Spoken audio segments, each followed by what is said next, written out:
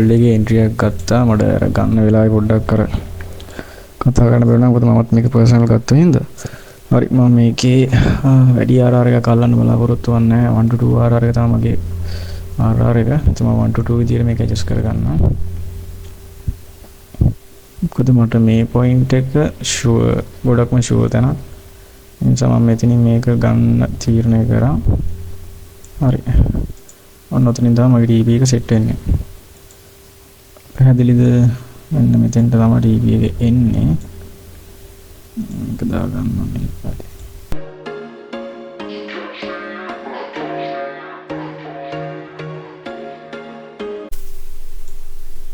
අපිට මේක මෙතනින් පොයින්ට් එක 15 minute time frame එක අපිට තියෙනවා 15 minute PG එක ඒ වගේම liquid sweep කරලා තියෙනවා.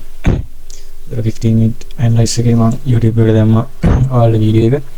ඒ වීඩියෝ එකේදී කියනවා මම liquid sweep pack එක තමයි entry බලන්න කියලා. ඉතින් එතකොට මෙතන liquid sweep pack එක මට low time frame එකකින් confirmation එක තමයි entry ගන්න time frame එක 1 minute. 1 minute එකේ මට CISD එකක් entry එකක් හම්බුණා. CISD point එකක්.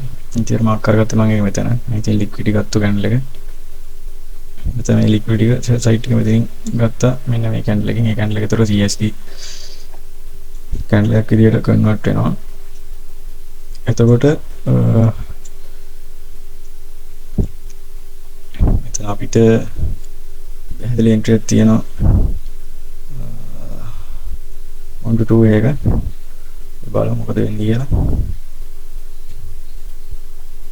මේ විදිහට අපි run වෙන්න දෙමු. මම පැත්තෙන් වල දාලා තියෙනවා මම පැත්ත lot size එකකින් trade එක යන හැටි. ඒක පැත්තෙන් පෙන්නන්නේ ඔය දැන් run and trade එක පොඩි gap එකක් ඇති. මොකද ඒක කම්බයින් කරලා දාගන්න පොඩ්ඩක් අමාරු වුණා මට.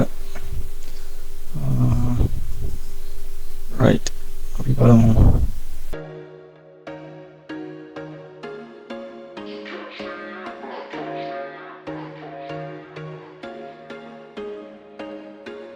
There was once a day that I would pray for you. I'd go and misbehave just so you'd notice too. Sneaking looks up and down from across the room.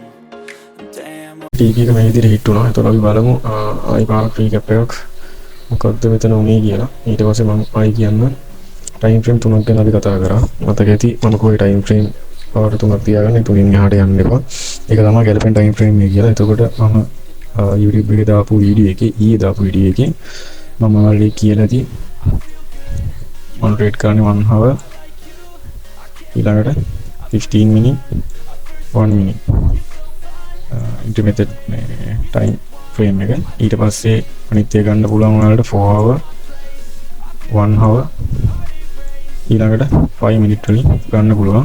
ඔය time frame දෙකෙන් එහාට මම scalp කරන නිසා මම ඔය time දෙකේ තමයි ඉන්නේ. මම කතා කරන්න මම දන්න මට හරිය ගිය time frame දෙක මේ දෙක.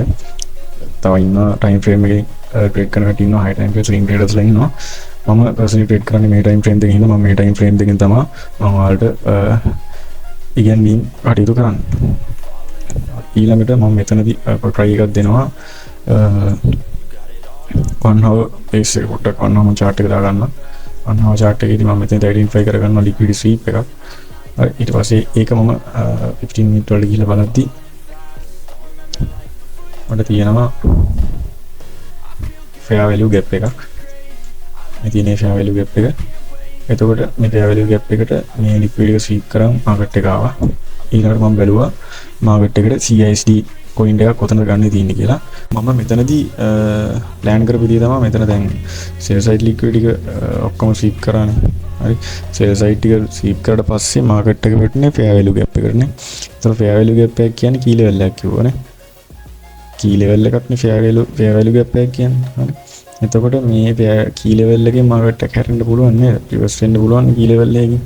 එතකොට මේකේ මෙතන sell එක ගහලා තියෙන්නේ මේ 4 hour මේ swing high එකක් ඉඳලා. ඒ swing high එකක් sweep කරලා පස්සේ liquid sweep කරලා පස්සේ අපිට entry එකක් බලන්න පුළුවන්. market එක buy side මම ඊයේත් කිව්වේ මෙහෙම අර වීඩියෝ එකේ මම ඔයාලට කියනවා buy side වලින් sell side වලට sell side වලින් buy side වලට. ඔහොම market එක යන්නේ. ඒකයි කියන්නේ market එකේ liquid sweep කරනකන් ඉන්න entry එකක් ගන්න කියලා.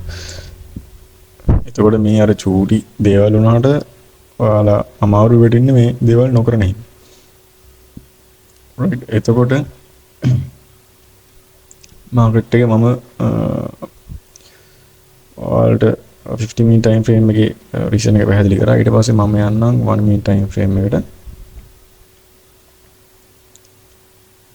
1 minute time frame එකේදී මම මෙතන බැලුවා මේ liquidity sweep කරු candle එක මේක. එතකොට එතන candle එකේ body එකේ මම ගත්තා CISD එක. එතකොට මේ මෙතනින් මේ liquidity sweep කරලා පස්සේ මේක tap වෙන්නේ code මේ fair value gap එකට. එතකොට fair value gap එකට යමුනාස මේ liquidity sweep කරු candle එක OB එකක් විදියට convert වෙනවා. එතකොට මේක OB එකක් වෙනවා. ඊට පස්සේ මේ උඩ CSD level එකකින් මම මගේ entry place කරගත්තා. එතකොට මගේ 1 to 2 RR එකක් ගත්තේ මම මෙතන. 1 to 2 RR එක complete වුණා.